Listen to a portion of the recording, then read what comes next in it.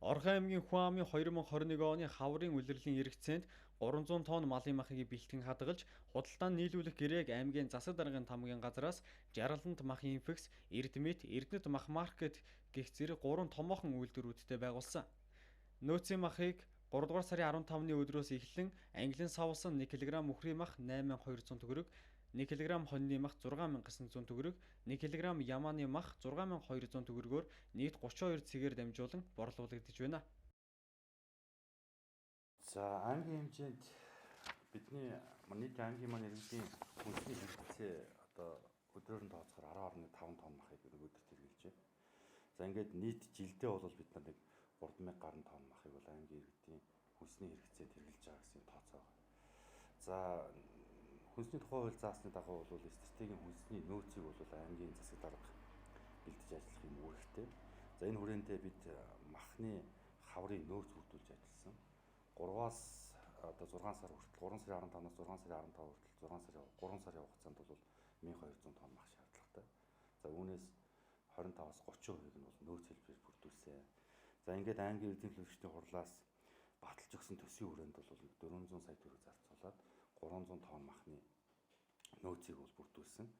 За нөөц бүрдүүлэх ажилд бол Орхон аймагт үйл ажиллагаа явуулдаг Жаргалант мах инфекс, Эрдэмит, за Эрдэнэт мах маркет гэсэн 3 компани хамрагдсан байгаа. Бүгд 100 тонн махыг бол нөөц хэлбээр одоо аймгийн хэмжээний 21 багийн 33 цэгээр бол одоо борлуулалтын ажлыг хийж байна. За одоогийн байдлаар үлдэгдэл бол 120 орчим тонн махны үлдэгдэлтэй байна. За нөөцийн махыг 6 сарын 15 хүртэл борлуулах ийм гэрээтэй. За ингээд бас гэрээний хугацаад өгч байгаа. За ингээд мал энэ жил харьцангуй сайхан хаваржлаа тий. Тэгэхээр мал мах тэрж байгаатай холбоотойгоор бол бид нар өнөөдрөөс эхлээд бас нөөцийнхөө махыг жижиглсэн хэлбэрээр гулууз хэлбэрээр гаргаж байна. За энийгээ бол бас тодорхой цагуудад гаргахаар ингээд төлөвлөд ажиллаж байна.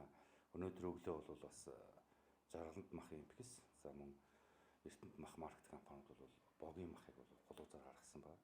За энэ нэгдүгээрт Эрдэнэт мах маркет компани маань болохоор зэрэг хүнсний зах дээр за өглөө 8-аас 11 цаг хүртэл гулуузаар борлуулж байна. За ингээд үдээс хойш 12-оос 15 цаг хүртэл говьл болон за мөн хорооллын эцэс, за мөн номоо агуулах 9 эрдэнэ захууд дээр бас гулуузаар борлуулах ажлыг зохион байгуулж ажиллаж байна.